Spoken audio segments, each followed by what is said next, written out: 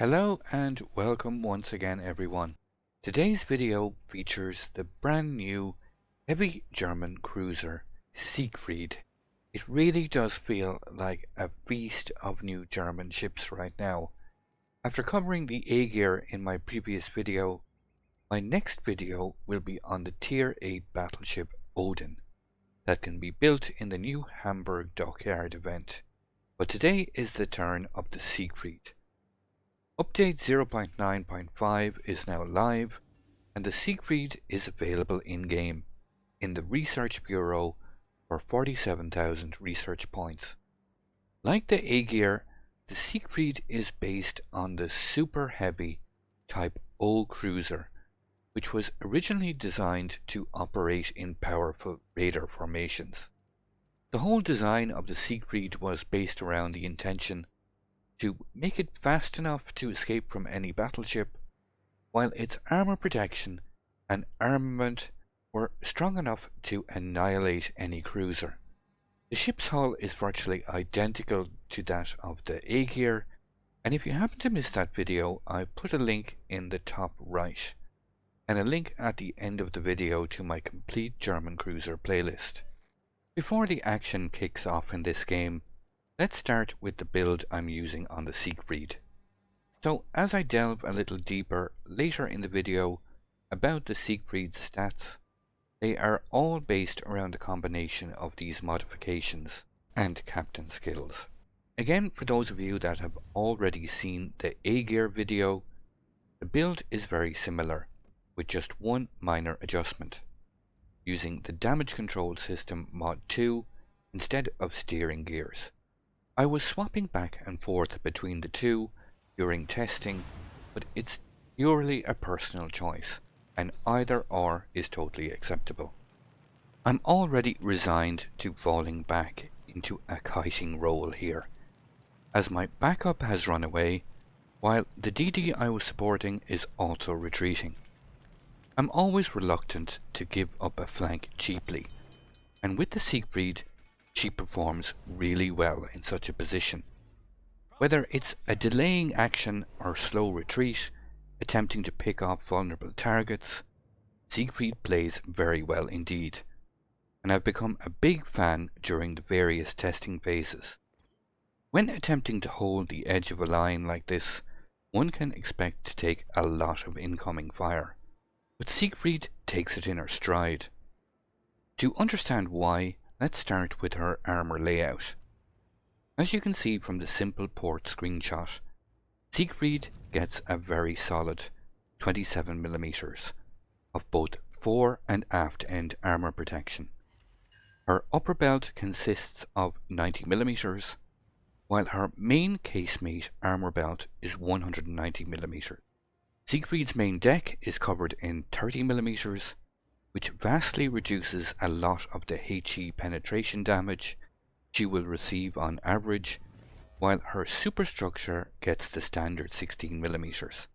Her main 380mm main turrets get some very good coverage also, with a front and rear plate of 360mm, a lower side plate of 220mm, with sloped upper side sections of 150mm and a top plate protection of 130mm. Despite not using preventive maintenance, I've not had that many issues with turrets being knocked out.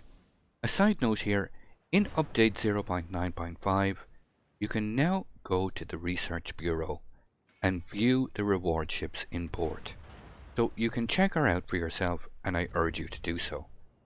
Siegfried is a very well designed ship, especially with the Nordic camo, which is definitely worth checking out. All in all, a very solid armour foundation on which to build upon. Siegfried gets 62,850 hit points, identical to the A-Gear, and again only outmatched by the Kronstadt at this tier. Siegfried gets a total of 4 repair parties, and again has the exact same torpedo protection as the A-Gear, which reduces torp damage by 37%. Add in the outstanding German hydroacoustic search, which can detect ships at 6 kilometers, and torpedoes at 4 kilometers, this provides Siegfried some solid all-round protection and very good survivability. Siegfried's main armament consists of 6 380mm guns in a 3x2 turret layout, 2 fore and 1 aft, with a 180-degree turning time of 35.6 seconds, a reload time of 22.9 seconds, and a max firing range of 20.6 kilometers, with a max dispersion of 163 meters. These are actually the same battleship-size guns as on the Bismarck, with the notable improvement of having cruiser-like dispersion. No sooner had I started congratulating myself on a cheeky Citadel hit on that Nagato, in come the torpedoes, jarring me with the realization I had neglected to activate my hydro, immediately punished for my own sloppiness. Fortunately, my torpedo belt took one of them, but the bow hit hurt badly, as I take a double flood and suffer my engine being knocked out. I had suspected the Gadja to be trailing me, but the Östergötland has also joined the chase, it would appear, on my flank. These guns hit like a proverbial truck, and despite only having 6 rounds per salvo, they really do feel quite reliable. Siegfried's main guns boast uniform shell ballistics for both high explosive and AP rounds at 820 meters per second. Siegfried's HE shells are capable of inflicting a max damage of 4400 with a base fire chance of 34%, which can be further boosted to 36% when mounting both signal flags, and are capable of penetrating 95mm of armour, perfect for when heavily armoured battleships are well angled towards you. But the armour-piercing rounds should nearly always be your weapon of choice. These AP rounds inflict a max damage of 11,600, and with the 380mm gun caliber are capable of overmatching any ship having 25mm of bow or stern armour. Siegfried's secondary armament consists of 14 128mm guns in 7 dual turrets, with a 3.6 second reload time, firing high explosive rounds with a max damage of 1500, a fire chance of 5%, and capable of penning 32mm of armour, with a shell speed of 900 meters per second, with a very effective firing range of 8 kilometers. Siegfried also comes with 2 X4 torpedo tubes, one on each side, and have both fast turning times with very good firing angles, with 6 kilometers max range and 65 knots of speed. These torpedoes are capable of inflicting a max damage of 13,700. They have a max detection range of 1.3 kilometers and a reload time of 90 seconds. I would consider them mainly for defensive purposes, but also become incredibly useful during late game clutch encounters, when things tend to get up close and personal in the capture points.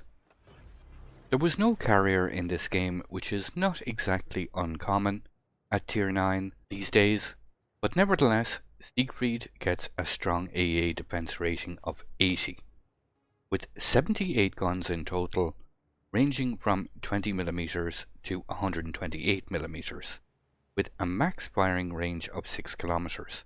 They are capable of inflicting an average continuous damage of 331 per second, with 5 flak explosions per salvo, capable of a max damage of 1540. Siegfried does have the option to mount defensive AA instead of hydro, and fighters instead of the spotter plane, if you find yourself queuing up constantly with carriers. Plus, mounting that November Echo signal flag will add an additional 5% to these base numbers. I definitely consider the combo of hydro and spotter plane to be the strongest combination, but again, that's down to personal playstyle. Being out on the flanks, it's vital one has decent speed to be able to maintain distance or disengage if need be. Siegfried gets a max base speed of 33.5 knots, boosted to 35.2 knots with the Sierra Mike signal flag, a turning circle of 880 meters, and a rudder shift time of 14 seconds. And that is without the steering gears mod. Again, a personal choice of mine to run with DamageCon mod 2 in this case. The hunter has become the hunted. I have the Gajamada firmly in my hydro range, and you can see how effective these 380mm guns are against destroyers. Very good dispersion at close range. I have to angle in so I can't exactly bring my secondaries to bear. Another set of torps coming in, and we take out the Gajamada.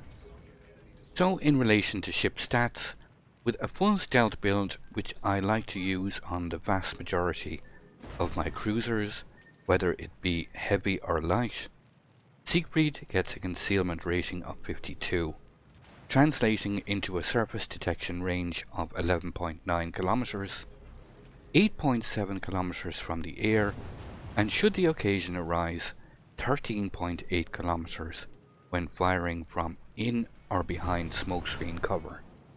There are another 2 sets of torpedoes from the Östergötland, and this German hydro once again proves invaluable, and I can easily avoid them.